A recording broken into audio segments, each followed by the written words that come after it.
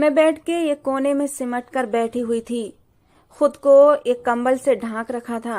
मुझे इस समय इतना डर लग रहा था कि जैसे मैं डर के मारे अभी मर जाऊंगी। शायद जो कुछ मेरे साथ हुआ वो आज तक किसी भी लड़की के साथ शादी की पहली रात को नहीं हुआ होगा। मैं नहीं जानती थी कि मेरे पति के नाम पर मुझे एक ऐसा बेदर्द इंसान मिलेगा। मैं एक अनाथ लड़की थी और अनाथ आश्रम से यह आदमी मुझे शादी करके यहाँ लाया था। मैं जानती थी कि मेरे आगे पीछे कोई नहीं जो कि मेरे पति से उसके इस गंदे व्यवहार के बारे में पूछताछ कर सके, उससे जवाब मांग सके। मेरी बेबसी, मेरी मजबूरी मेरे पांव की सबसे बड़ी जंजीर बन गई थी। शादी की रात मैंने बहुत ज्यादा सपने तो नहीं सजाए थे, क्योंकि मैं जानती थी मैं एक अनाथ आश्रम से आई हूँ। हमारे लिए तो यही बहुत होता है कि हमें एक सहारा मिल जाए। यह आदमी 40 साल के लगभग था, देखने में भी ठीक ठाक ही था, लेकिन मैं 20 साल की खूबसूरत अलहड़ हसीना थी। मेरा शादी का जोड़ा भी मेरे होने वाले पति ने ही अनाथ आश्रम के इंचार्ज को दिया था। मैंने वो पहन लिया तो मेरी हमजोलियों ने मुझे तैयार भी कर दिया था। मैंने उस आदमी को शादी के बाद ही देखा था। वो आदमी मुझे विदा करवा कर अपने घर ले गया। विदाई के समय मुझे नहीं पता था कि मेरी किस्मत का खरीदार कौन था। खैर, मैं रोते सिसकते अपनी हमजोलियों से बिछड़कर कार्तिक के साथ उसके घर आई थी। वो एक अच्छे घराने से संबंध रखता था, घर में अकेला ही रहता था। घर एक अच्छे बहुत ही पौष इलाके में साफ सुथरा बना हुआ था। 4 कमरों का मकान था, जहाँ रहने वाला बस मेरा पति अकेला था। अनाथ आश्रम की इंचार्ज ने मुझे ये कहा था कि उसने तुम्हारी तस्वीर देखकर तुम्हें पसंद किया है। खैर, मैंने अपनी आंखों में कोई ज्यादा सपने नहीं सजाए थे। मेरा हाथ थामकर कार्तिक ने मुझे कमरे में बिठाया था। फिर वो मुझसे कहने लगा कि आराम से बैठ जाओ, मैं अभी आता हूँ। ये कहकर वो कमरे से चला गया। मैं कमरे में आराम से बैठ गई थी और अपना घूंघट थोड़ा पीछे करके तारीफी नजरों से कमरे का जायजा लेने लगी। काफी खूबसूरत फर्नीचर से मेरे कमरे को सजाया गया था और इस वक्त पूरा कमरा फूलों से महक रहा था। मेरे दिल में शादी के लिए उमंगें अब जगने लगी थीं। मैं भी अब खुश हो गई थी। अब तक की सारी अधूरी खुशियां मुझे कार्तिक के साथ पूरी होती नजर आ रही थीं। लेकिन मैं नहीं जानती थी ये मेरी मुश्किलों की शुरुआत है। खैर, कुछ देर बाद कार्तिक कमरे में दाखिल हुआ तो उसे देखकर मेरा दिल एकदम से धड़का था। मैंने उसे देखा, उसकी सांवली रंगत, आम से नए नक्श और भरा भरा शरीर। मेरा दिल जैसे कुछ देर के लिए बुझ सा गया था। मुझे लगा कि अनाथ आश्रम की इंचार्ज ने मेरे साथ बहुत बड़ी ज्यादती कर दी है। लेकिन खैर, मेरी किस्मत थी और मैं अपनी किस्मत से लड़ नहीं सकती थी। माँ बाप तो थे नहीं जो मुझे मेरे रिश्ते के बारे में पूछते और मेरी मर्जी जानते, मुझे तस्वीर दिखाते और मुझे लड़का पसंद करवाते। मैं अनाथ आश्रम में ही रहती थी तो जैसा रिश्ता आ गया वैसा मुझे स्वीकार करना पड़ा। अनाथ आश्रम में लड़कियों के साथ यही होता है, जैसा भी रिश्ता मिलता है लड़कियों को ब्याह दिया जाता है। लेकिन मैंने अपने दिल को समझाया और दिल कड़ा करके सोचने लगी, चलो कोई बात नहीं, होते होते मुझे अपने पति से मोहब्बत हो ही जाएगी। मैं नहीं जानती थी कि वो पति नहीं बल्कि एक बेदर्द इंसान है। शादी की रात बजाय मेरे पास बैठने के वो सामने रखी रिवॉल्विंग चेयर पर बैठ गया। अपनी टांग पर टांग रखकर जेब से सिगरेट निकाली और उसे पीने लगा। मैं दुल्हन बनी बेड पर सिमट कर बैठी हुई थी। उसकी नजरें मेरे पूरे शरीर का सफर कर रही थीं। मैं इस वक्त बेहद नर्वस हो रही थी। नेचुरल सी बात थी और कुछ मुझे अपने पति की नजरें अच्छी भी नहीं लग रही थीं। मुझे उसकी नजरों से वो सुकून, वो खुशी नहीं मिल रही थी जैसा कि इस रिश्ते में होता है। सिगरेट पीते हुए उसने मुझे कहा, ए लड़की, अपना दुपट्टा उतारो। ये सुनकर मैंने एकदम से उसे देखा था। मैंने इस बात पर बड़ी हैरत से अपनी बड़ी बड़ी आंखें खोल दी थीं। मुझसे बात करने का ये कौन सा अंदाज था। मैंने उसकी तरफ देखा, मेरी आंखों में हैरत भरी हुई थी।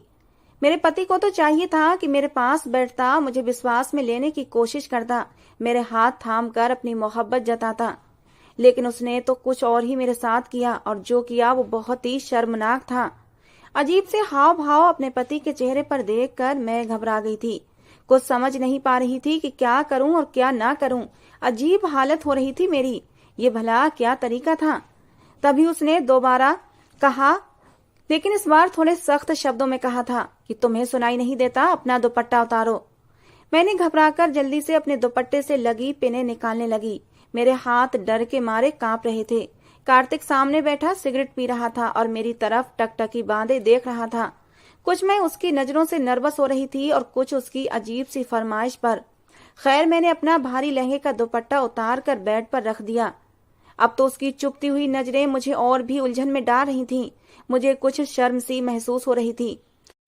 वो कहने लगा, अब अपने जेवरात भी उतार दो। उसकी ये बात भी मुझे परेशानी में डाल रही थी।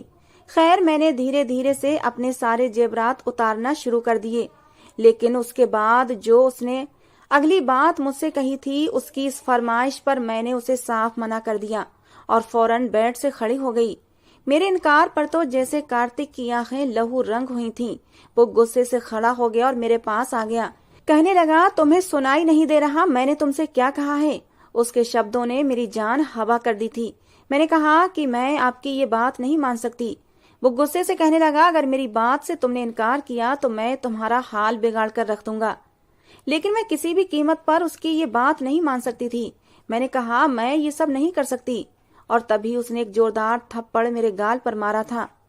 कहने लगा, कमीनी, अपनी औकात भूल गई है। मैं तुझे कहाँ से उठाकर लाया हूँ? पाँव की जूती के बराबर भी नहीं है तू। अगर मेरी बात से मना किया तो जान से मार डालूंगा। उसके इतने गजबनाक शब्दों पर मेरा दिल सूखे पत्ते की तरह कांपा था। मैं रोने लगी। मुझे ऐसे सख्त व्यवहार की उम्मीद नहीं थी। मैं घबराकर जरा सा पीछे हटी थी तो उसने मेरे बालों से मुझे पकड़कर अपने करीब किया। मेरे चेहरे के बराबर अपना चेहरा लाकर गुस्से से अपनी लहू रंग आंखें मेरी आंखों में गाड़ते हुए बहुत ही सख्त शब्दों में कहने लगा, वही करो जो मैंने तुम्हें कहा है। मेरी आंखों से लगातार आंसू बह रहे थे। मैंने कहा, ये काम मुझसे मत करवाओ, मैं ये सब नहीं कर सकती। औरत तो शर्म की मूरत होती है, उसे उसमें ही रहने दो तो अच्छी बात है। मेरी बात सुनकर वो हंसने लगा। कहने लगा, जिस जगह से तुम आई हो क्या मैं नहीं जानता वहां क्या कुछ नहीं होता? मेरे सामने ज्यादा ड्रामेबाजी मत करो। मैं जानता हूँ कि अनाथ आश्रम की आड़ में वहां पर क्या क्या रंगरलियां मनाई जाती हैं। जब तुम वहां मौजूद मर्दों के दिल बहला सकती हो तो फिर मैं तो और भी ज्यादा हक रखता हूँ। आखिर तुम्हें जमीन से उठाकर मैंने आसमान पर लाकर रखा है। अगर तुम चाहती हो कि मेरा व्यवहार तुम्हारे साथ अच्छा रहे तो वही करो जो मैं तुम्हें करने को कह रहा हूँ। मैं उसे हैरत से देख रही थी। हमारा अनाथ आश्रम ऐसा बिल्कुल भी नहीं था जैसा वो समझ रहा था। हमारी इंचार्ज बहुत अच्छी थी और उसने हमारी सुरक्षा बिल्कुल सगी बेटियों की तरह की थी। उसने हमें बिल्कुल सगी माँ की तरह पाला था, हमारी सुरक्षा भी की थी। मैं नहीं जानती थी कि दूसरे अनाथ आश्रम में अनाथ लड़कियों और औरतों के साथ क्या बर्ताव किया जाता है और कौन से खेल खेले जाते हैं। लेकिन मैंने जब से इस अनाथ आश्रम में आंख खोली थी, हमारी सुरक्षा बिल्कुल ऐसे ही की गई थी जैसे अपनी सगी बेटियों की जाती है। मैंने कार्तिक से कहा, आपको गलत फहमी हुई है कार्तिक, ऐसा कुछ नहीं है जैसा आप सोच रहे हैं।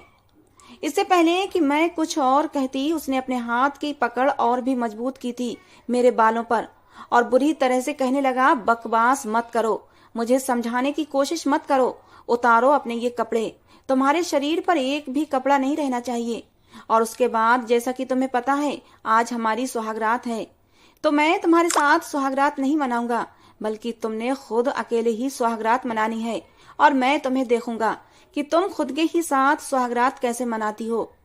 उसके मुंह से ये शर्मनाक बातें सुनकर मैं शर्म के मारे पानी पानी हो रही थी और हैरत से आंखें फाड़े उसे देख रही थी। उसने मुझे धकेलते हुए छोड़ा था, मैं जमीन पर गिरते गिरते बची थी। मैंने तो सुना था पति पत्नी का वस्त्र होती हैं। भगवान ने पति पत्नी का रिश्ता बहुत ही पवित्र बनाया है। पति पत्नी को एक दूसरे का अंग वस्त्र इसलिए तो कहा गया है कि वो एक दूसरे को ढांप लेते हैं। ये मेरा पति कैसा था जो मुझे वस्त्र विहीन करने पर तुला हुआ था और वस्त्र विहीन करने के बाद भी कैसी घिनौनी हरकत मुझे करवाने के लिए कह रहा था। लेकिन मैं उसकी बात नहीं मान सकती थी, वो भी इस तरह की। मैं फौरन कमरे से बाहर निकल गई। मैं एक सुरक्षित पनाह चाहती थी जो मुझे इस घर में नजर नहीं आ रही थी। लेकिन मैं शायद इतनी खुशनसीब नहीं थी। वो आदमी फौरन से मेरे पीछे लपका था और बाजू से मुझे पकड़ लिया था। मुझे कमरे में घसीटते हुए लाया। मैं चिल्लाने लगी। मैंने कहा, मुझे छोड़ दो, मैं तुम्हारे साथ जिंदगी नहीं गुजार सकती, मुझे वापस अनाथ आश्रम छोड़ दो। मेरा ये कहना था कि उसने मुझे मारना शुरू कर दिया। उसने मेरे दोनों गालों पर थप्पड़ मार मार कर मेरे गाल लाल कर दिए और मुझे बेड पर धकेल कर अपनी जेब से सिगरेट निकाल कर उसे जला ली और जलती हुई सिगरेट से मेरा लहंगा जलाना शुरू कर दिया। कहने लगा, मैं देखता हूँ तुम कब तक मेरी बात नहीं मानती। और मैं तो ये सब देखकर बदहवासी हो गई थी। मेरा लहंगा अब बुरी तरह से जलने लगा था। इससे पहले कि मैं भी लहंगे के साथ जलना शुरू हो जाती, मैंने जल्दी से लहंगे को उतार दिया था और खुद पर कंबल ओढ़ लिया। मुझे यूं बेबस देखकर वो हंसता हुआ कमरे से बाहर निकल गया। मैं बेबसी से अपनी किस्मत पर रो रही थी और सुबह तक मैं यूं ही रोती रही। जब वो सुबह कमरे में आया तो उसके हाथ में एक थैली थी। उसने मेरे मुंह पर मार दी और कहने लगा, इसमें कुछ कपड़े हैं, इसमें से एक ड्रेस निकाल कर पहनो और बाहर आओ और मुझे नाश्ता बना कर दो। उसके शब्द ऐसे ही थे, नफरत से भरे हुए और अपमान से भरे हुए थे। मैंने अपने कपड़े बदले और रोते हुए कमरे से बाहर आ गई। सामने ही एक छोटा सा किचन था और जब मैं किचन में आई तो पूरा किचन गंदा हो रहा था। सिंक में गंदे बर्तन पड़े हुए थे। चूल्हे पर चाय वाली केतली थी जो कि बुरी तरह से जल जल कर काली हो चुकी थी। मैंने थोड़ा बहुत किचन साफ किया और नाश्ता बनाने लगी। फ्रिज में हर चीज मौजूद थी लेकिन पूरा फ्रिज गंदा था। मैंने नाश्ता बनाकर सामने टेबल पर रखा लेकिन खुद उसके साथ बैठकर नाश्ता नहीं किया था। किचन में ही खड़े खड़े मैंने थोड़ा सा नाश्ता कर लिया था और फिर दोबारा से सफाई में लग गई। बीच में ये भी देख चुकी थी कि कैबिनेट में कौन कौन सा सामान पड़ा है। वो आदमी नाश्ता करके किचन में आ गया। उसे अपने पास पाकर मैं एकदम से घबरा गई थी। उस आदमी को देखकर मुझे एक ही एहसास होता था और वो था डर भरा। वो मेरे पास आकर कहने लगा, जो हरकत तुमने रात को की है ना, अगर तुमने आज भी वही दोहराई तो पूरा कमरा जलाकर राख कर दूंगा और तुम्हें भी जला दूंगा। ये सुनकर मैं अगला सांस लेना भूल गई थी।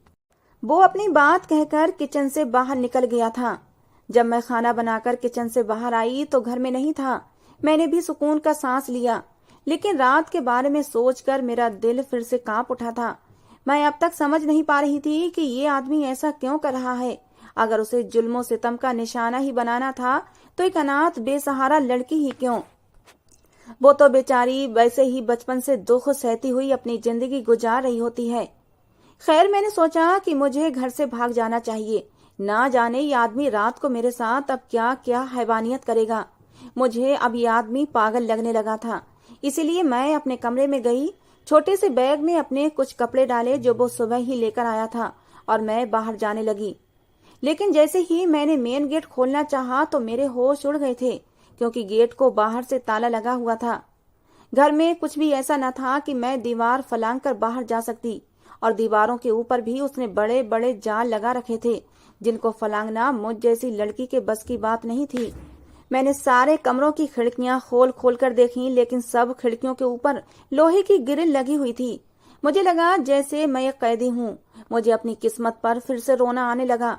रोते रोते ही मैंने रात का खाना भी बनाया था, और जब वो रात को घर के अंदर दाखिल हुआ मैं डर के मारे जल्दी से अपने कमरे में गई और दरवाजा लॉक करके बैठ गई थी। मैं उसके आने से पहले ही खाना खा चुकी थी।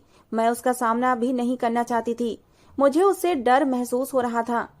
लेकिन 5 मिनट ही हुए थे कि जब मेरे कमरे का दरवाजा उसने जोर जोर से खटखटाया था, और दरवाजे के साथ साथ मेरा दिल भी जोर जोर से धड़कने लगा था। कड़े शब्दों में उसने कहा कि दरवाजा खोलो वरना दरवाजा तोड़ दूंगा और तुम्हारा वो हाल करूंगा कि तुम जिंदगी भर याद करोगी। किसके साथ तुम कमरे में बैठी हो? कौन है कमरे में तुम्हारे साथ? ये सुनकर तो मेरे होश उड़ गए थे। जिस तरह उसने अपने घर को लॉक कर रखा था, यहाँ आ भी कौन सकता था। मैंने जल्दी से उठकर फौरन दरवाजा खोल दिया। उसने मुझे बुरी तरह पीछे धकेला था और कमरे की तलाशी लेने लगा। कभी बेड के नीचे, कभी पर्दों के पीछे, यहाँ तक कि अलमारी खोल कर भी देखने लगा। मैंने कहा, आप ये कैसी हरकतें कर रहे हैं? यहाँ कोई भी नहीं है। अगर कोई अंदर नहीं है तो फिर तुमने दरवाजा क्यों बंद किया था? तुम मुझसे झूठ बोल रही हो। ये कहते हुए वो वॉशरूम में चला गया। शायद वहां भी देख रहा था कि मैंने किसी को वहां तो नहीं छुपा रखा। मैं समझ गई थी शायद ये शक्की टाइप का आदमी है। पूरा कमरा देखने के बाद वो कहने लगा, अगर मैंने यहाँ किसी अजनबी को देखा तो तुम्हारे टुकड़े टुकड़े कर दूंगा। ये कहकर वो कमरे से बाहर चला गया। रात को उस आदमी की फिर से वही जिद थी जो मुझे मेरी ही नजरों में गिराने के लिए काफी थी। लेकिन इस बार मैंने उसकी किसी भी बात से मना नहीं किया था, क्योंकि मुझ में मार खाने की हिम्मत ही नहीं थी। ये भी गनीमत था कि उसने सिर्फ मुझे कपड़े उतारने के लिए ही कहा था, उससे आगे की घिनौनी हरकत करने के लिए नहीं कहा था। मैंने कपड़े उतार दिए। कुछ देर वो मुझे देखता रहा, लेकिन मुझे हैरत इस बात पर हुई कि वो आदमी कमरे से बाहर निकलकर चला गया। उसने मुझे छुआ तक नहीं। अब तो हर रोज यही होने लगा था। वो आदमी मुझे तड़पाकर बाहर निकल जाता। पूरी रात कमरे में नहीं आता था। धीरे धीरे हमारी शादी को 2 महीने का समय हो चुका था और इन 2 महीने में उसने मुझे एक बार भी नहीं छुआ था। एक रात हमारे घर में अचानक चोर घुस आए। मैं उस वक्त गहरी नींद में सो रही थी कि तभी मुझे कमरे के बाहर एक शोर सा सुनाई दिया था। मुझे लगा जैसे मेरा पति किसी से लड़ रहा है। जैसे ही मैं कमरे से बाहर निकली, सामने 2 मर्दों को अपने पति के सर पर पिस्तौल ताने देखकर मेरे होश उड़ गए थे। मेरा पति जख्मी हालत में था और ये देखकर मेरी हालत खराब होने लगी थी। मैं फौरन से अपने पति के पास भागी थी और उन चोरों को कहने लगी, मेरे पति को कुछ मत करना, उन्हें कुछ मत कहना। वो चोर कहने लगे, अगर तुम चाहती हो कि हम तुम्हारे पति को कुछ न कहें तो जो भी जेवरात और कैश तुम्हारे पास मौजूद है वो हमें अभी के अभी ला कर दो। मैं फौरन से अपने कमरे में चली गई। अपनी अलमारी का ताला खोला तो उसमें कुछ कैश था। थोड़ा बहुत जेवर भी पड़ा हुआ था जो मेरे पति ने मुझे शादी पर पहनाया था। मैंने वो सब लाकर उन चोरों के हवाले कर दिया। पैसे लेकर वो लोग वहां से चले गए थे। मैं रोने लगी, बार बार अपने पति का चेहरा और उसके हाथ देखने लगी कि कहीं उसे कोई ज्यादा नुकसान तो नहीं पहुंचा, क्योंकि शायद उन चोरों से लड़कर ही उसके चेहरे पर जख्म के निशान बन गए थे। होंठ के करीब खून भी बह रहा था। मैंने अपने दुपट्टे से उसका चेहरा साफ किया। रोते हुए उससे पूछने लगी, आपने क्यों उनसे लड़ाई की थी, वो भी सिर्फ कुछ पैसों की खातिर? मेरे लिए ना तो पैसा अहमियत रखता है और ना ही ये जेवरात वगैरह। अगर आपको कुछ हो जाता तो फिर मैं भला क्या करती? पहली बार वो मुझे एकटक देखे जा रहा था, जैसे उसे मेरी बातों पर विश्वास ना हो। कहने लगा, तुम्हें मेरी इतनी परवाह क्यों है? मैंने कहा, इसलिए कि आप मेरे पति हैं। मुझे आपकी परवाह नहीं होगी तो फिर किसकी होगी? मेरी बात सुनकर उसके चेहरे पर एक रंग सा उड़ गया था। वो फौरन से अपने कमरे में चला गया और दरवाजा बंद कर लिया। लेकिन उस रात मैं बहुत बेचैन रही। बार बार मेरा दिल यही सोचकर डरता रहा, अगर मैं वक्त पर ना पहुंचती तो वो लोग मेरे पति के साथ ना जाने क्या कर बैठते। मैं मानती हूँ मेरे पति ने मेरे साथ कभी भी अच्छा व्यवहार नहीं रखा। जितना वो मुझे परेशान कर सकता था करता था। वजह तो मैं भी नहीं जानती थी, लेकिन जो कुछ मेरे साथ हो रहा था वो बहुत बड़ा जुल्म था। इसके बावजूद मैं उसके साथ अच्छा ही व्यवहार रखती थी। उसकी पसंद का खाना बनाती, पूरा दिन उसके काम करती थी। कभी ऐसा नहीं होता था कि उसे किसी चीज की जरूरत हो और मैंने पूरी ना की हो। मैं जानती थी कि मेरा पति शक्की मिजाज है, इसलिए मैं तैयार भी नहीं होती थी। बिल्कुल सादा से हुलिये में रहने लगी थी। अब तो मेरे पति का व्यवहार भी कुछ कुछ बदलने लगा था। अब वो खामोश खामोश रहने लगा था। मेरे कमरे में बिल्कुल नहीं आता था। एक बार मैं किचन में बर्तन धो रही थी और किचन की सफाई कर रही थी। अक्सर मैं रात को ही पूरा किचन साफ करके सोती थी और इस समय मेरा पति चाय का भी कह देता था, लेकिन आजकल बहुत चुपचाप सा था। मैंने सिंक में रखे गंदे बर्तन धो रही थी कि जब वो किचन में चला आया। मैं समझ गई उसने चाय पीनी होगी, इसलिए मैंने फौरन से चूल्हे पर चाय की केतली रख दी, क्योंकि मैं उसका हर काम उसके कहे बिना ही समझ जाती थी और कर देती थी। ये देखकर कहने लगा, ऐसा करो, जाकर आराम करो, मैं अपने लिए चाय खुद बना लूंगा। मैंने कहा कि नहीं, मैं बना देती हूँ, वैसे भी अभी मुझे किचन भी साफ करना है। मेरा ये कहना था कि वो मेरे सामने आकर खड़ा हो गया। कहने लगा, किचन सुबह भी साफ हो सकता है, जरूरी नहीं कि तुम सारा काम करके ही सोगी। ऐसा पहली बार हुआ था। उसने ऐसे शब्द मेरे साथ बोले थे, वरना शुरू शुरू में तो वो मुझ पर बहुत सख्ती करता था। कहता था, पूरा घर चमकाने के बाद ही तुम्हें सोने की अनुमति है। इसलिए मुझे भी अब आदत सी हो गई थी। मैंने कहा कि कोई बात नहीं, मैं आपको चाय बनाकर दे देती हूँ, लेकिन उसने मना कर दिया। कहने लगा, जाओ जाकर आराम करो, वैसे भी मुझे तुम कुछ थकी थकी सी लग रही हो। ये सुनकर मैंने हैरत से उसे देखा था। ये बात सच भी थी। मैं कुछ दिनों से थका थका महसूस कर रही थी। घर के काम लगातार करने से मेरे चेहरे पर अब थकन का असर दिखने लगा था। दूसरी बात यह कि मुझे अपने पति की संगत की ख्वाहिश भी होने लगी थी। वो जैसा भी था, मुझे जिंदगी तो उसी के साथ गुजारनी थी। और सच कहूं तो मुझे अब उससे कुछ कुछ लगाव भी होने लगा था। शादी को इतने दिन गुजर गए थे, लेकिन उसने मुझे हाथ तक नहीं लगाया था। और ये तो एक नेचुरल सी इच्छा होती है। मेरा भी जी चाहता कि वो मेरे करीब आए, मुझसे मोहब्बत करे, मुझे वो प्यार दे जो मेरा अधिकार है। मैं अपने कमरे में आ गई। कुछ देर ऐसे ही लेटी रही। फिर ख्याल आया, क्यों ना मैं अपने पति से बात करती हूँ। आखिर वो मुझे किस बात की सजा दे रहा है, क्यों मेरे पास नहीं आता। ये सोचकर ही मैं उठकर बैठ गई। सोचा कि बात कर लेने में कोई दिक्कत नहीं है, आखिर को वो मेरा पति है। उससे नहीं कहूंगी तो फिर किससे कहूंगी। मैं कमरे से बाहर निकली और अपने पति के कमरे में चली गई, लेकिन सामने का जो मंजर मेरी आंखों ने देखा था, मेरे होश उड़ गए थे। उसके कमरे में एक छोटा सा मंदिर था और वो वहां भगवान के सामने हाथ जोड़े खड़ा था और रो भी रहा था। ना जाने उसे किस बात का गम था और वो क्यों रो रहा था, मैं समझ नहीं पाई थी। जैसे ही उसने मुझे देखा तो फौरन उसने अपने आंसू पोंछ लिए थे। कहने लगा, तुम यहाँ क्या करने आई हो? मैंने कहा, आप रो क्यों रहे थे? वो कहने लगा, ये मेरा और मेरे भगवान का मामला है। मुझे हैरत हुई कि वो पूजा पाठ भी करता है, भगवान को भी याद करता है, फिर भी मेरे साथ ये व्यवहार क्यों रखता है? जो कुछ उसने मेरे साथ किया था वो तो बिल्कुल ही इंसानियत से गिरा हुआ काम था। मैं तो समझी थी उसका भगवान से दूर दूर तक कोई लेना देना नहीं होगा, वरना वो इतना पत्थर दिल ना होता। मुझे वहीं खड़ा देखकर कहने लगा, तुम जाओ यहाँ से। लेकिन मैं उसके पास आ गई और एकदम उसके सीने से लग गई। मैंने कहा, क्यों मुझसे आप दूर दूर रहते हैं? मुझे इतने करीब देखकर उसने फौरन से मुझे खुद से अलग किया था। कहने लगा, जाओ यहाँ से। मुझे लगा जैसे वो मुझसे कुछ छुपा रहा है। मैंने कहा कि मैं आपकी पत्नी हूँ, आप क्यों मुझे अपनी परेशानी शेयर नहीं करते? पति पत्नी तो एक दूसरे के सुख दुख के साथी होते हैं।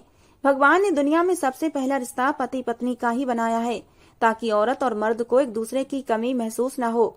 वो आपस में बातें करें और एक अच्छी खुशहाल जिंदगी गुजारें। मेरी बात सुनकर वो कहने लगा, औरत विश्वास के लायक नहीं होती है, औरत बेवफा जात होती है। बड़े बड़े धोखे खाए हैं मैंने, इसीलिए मुझे किसी भी औरत पर विश्वास नहीं है। फिर वो कहने लगा, मेरी माँ उस वक्त एक गैर मर्द के साथ भाग गई जब मैं सिर्फ 10 साल का था, सिर्फ इसलिए कि मेरा बाप एक खूबसूरत मर्द नहीं था। मुझसे बड़ी मेरी बहन भी थी। जब वो जवान हुई तो मेरा बाप मर गया था। मैंने पापा की दुकान संभाल ली और घर बहन ने संभाल लिया। मैं उसका रिश्ता भी ढूंढ रहा था, लेकिन कहीं बात नहीं बन पाई थी। एक बार जब मैं घर आया तो बहन के कमरे से हंसने और बातें करने की आवाजें आ रही थीं, और जब मैंने खिड़की से झांक कर देखा तो वो गली के आवारा लड़के के साथ पाप कर रही थी। बहुत ही शर्मनाक हालत में थे दोनों, और ये देखकर मुझे लगा बस औरतें ऐसी ही होती हैं। मुझे उस समय इतना गुस्सा आया कि मैंने अपनी बहन को मार मार कर घर से निकाल दिया और वो उसी लड़के के साथ चली गई। फिर औरत जात से मेरा विश्वास ही उठ गया। मैंने भी इसीलिए इतने साल शादी नहीं की। लेकिन फिर लोग मुझे ताने देने लगे थे, कहने लगे, तुमसे कोई भी लड़की शादी नहीं कर सकती, कोई तुम्हें अपनी बेटी नहीं देगा, क्योंकि जिसकी माँ और बहन भाग गई हो उसे कौन अपनी बेटी देगा। ये सब सुनकर मैंने अनाथ आश्रम से शादी करने का फैसला किया और अनाथ आश्रम से जाकर शादी कर ली। लेकिन तुम्हें देखते ही मुझे अपनी माँ और बहन की हरकतें याद आने लगती थीं, इसीलिए मैंने तुमसे उस बात का बदला लेने लगा था। लेकिन जिस दिन घर में चोर घुस आए थे तो तुम्हें अपने लिए इस कदर परेशान और रोता देखकर मुझे हैरत हुई थी कि जैसा बुरा व्यवहार मैंने तुम्हारे साथ रखा था, तुम्हें तो मुझे मरवा देना चाहिए था। लेकिन तुमने सारा पैसा और जेवर उन चोरों को दे दिया। मेरे लिए तुम रो रही थी और ये देखकर मेरा दिल तुम्हारे लिए बदलने लगा था। लेकिन मुझे अपने व्यवहार पर शर्मिंदगी होने लगी थी, इसलिए तुम्हारे पास आने की हिम्मत नहीं थी। मैं तुम्हें अपने काबिल नहीं समझता। ये कहते हुए वो रोने लगा। मैंने कहा, मेरे दिल में आपके लिए कोई भी गलतफहमी नहीं है, और अगर थी भी तो तुमने खत्म कर दी है। जो कुछ कार्तिक की माँ ने और उसकी बहन ने उसके साथ किया वो गलत किया था, और ये सब किसी भी मर्द को बदगुमान कर सकती हैं। जब मैं कार्तिक के करीब गई तो इस बार उसने मुझे खुद से दूर नहीं किया था, बल्कि उसने भी कसकर मुझे अपने सीने से लगा लिया था और मेरे माथे को चूम लिया था। उस रात कार्तिक ने मुझे मेरा हक दिया था, अपनी मोहब्बत की बारिशों में मुझे भिगो दिया था। आज मैं अपने पति कार्तिक के साथ एक खुशहाल जिंदगी जी रही हूँ। दोस्तों, आज की हमारी ये कहानी कैसी लगी जरूर बताना। पसंद आई हो तो प्लीज लाइक करना। रोज एक नई कहानी सुनने के लिए हमारे चैनल को भी सब्सक्राइब करना।